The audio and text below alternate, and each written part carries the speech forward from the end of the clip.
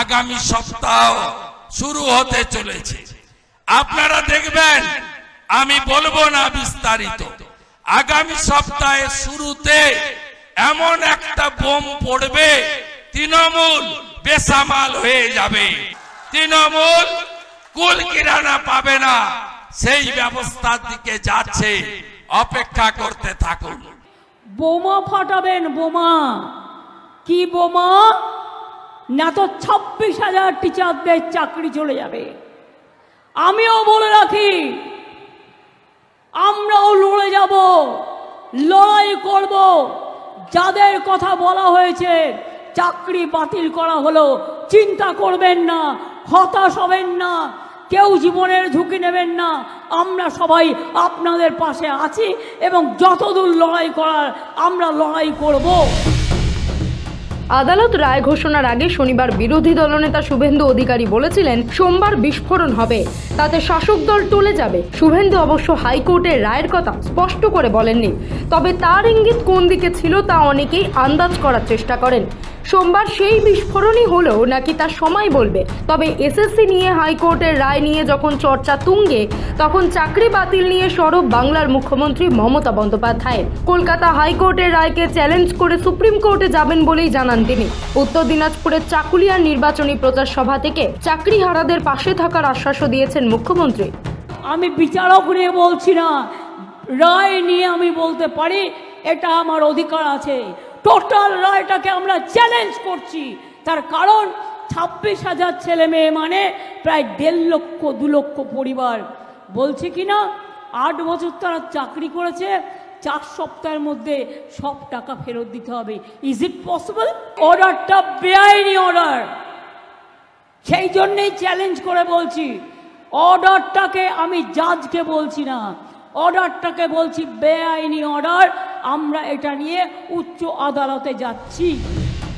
এখানেই না থেমে বিচার ব্যবস্থার নিরপেক্ষতা নিয়ে সরাসরি প্রশ্ন তুলেছেন মুখ্যমন্ত্রী। তিনি বলেন, এটা বিজেপির বিচারালয়, বিজেপি যেখানে বসে বিচার করে রাজনৈতিক বিচার। না মন্দির, না মসজিদ, না গুরুদ্বারা, না গির্জা, একটা বিজেপির বিচারালয়। বিজেপি যেটাকে বসে বিচার করে রাজনৈতিক বিচার, এবং সেখানে বসে বসে অন্য লোকে পিল করলে দেবে তাকে কিল, আর বিজেপি পিল করলে ব্যাস, বিজেপি পিল করলে বেল, অন্য কেউ পিল করলে জেল। এই তো হয়ে গেছে এখানকার এই অবস্থা। আজ নয়, দীর্ঘদিন ধরে চলছে।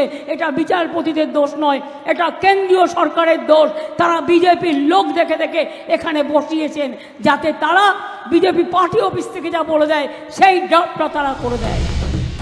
মঞ্চের ডান দিক থেকে বাম দিকে হনহন করে হাঁটতে হাঁটতে মমতা মাইকে যখন এই কথা বলেন, তখন তার চোখ মুখ ছিল নজর কাড়ার মতোই। মুখ্যমন্ত্রী বলেন, কি করবেন? সাজা দেবেন, জেলে পাঠাবেন, আমি তৈরি। কি করবেন? আমায় সাজা দেবেন, ডিফামেশন করবেন, আমি তৈরি। জেলে পাঠাবেন, আমি তৈরি। কারণ মানুষের কথা বলবার জন্য আমায় যদি শাস্তিও নিতে হয়, আমি মাথা পেতে নেব। কিন্তু তবু মনে রাখবেন, পরিবার যদি বিপদে পড়ে, তার পাশ থেকে আমি সরে দাঁড়াবো না। গত শনিবার শুভেন্দুদের সেই হুমকিকে এদিনের রায়ের সঙ্গে জুড়ে দেখানোর চেষ্টা করেন মমতা। মুখ্যমন্ত্রী কৌশলে বোঝাতে চান বিজেপি কলকাঠি নেড়েছে। গোটা ব্যাপারটার পিছনে যে ষড়যন্ত্র রয়েছে তা আরও স্পষ্ট করে বোঝাতে ইঙ্গিত করেন মুখ্যমন্ত্রী। তিনি এও বলেন, একজনকে দেখলেন না বিজেপির হয়ে ভোটে দাঁড়িয়ে গেল। একজনকে দেখলেন না বিজেপির হয়ে ভোটে দাঁড়িয়ে গেল? তার অর্ডার ছিল এটা। সুপ্রিম কোর্ট এটাকে একদম স্যাটিসফাইড করে দিয়েছিল, দিয়ে বলেছিল নতুন ডিভিশন বেঞ্চ করে আলোচনা হোক। আরে কাকে নিয়ে করবেন নতুন ডিভিশন বেঞ্চ? বিচারের বাণী নীরবে নিভৃতে কাঁদে।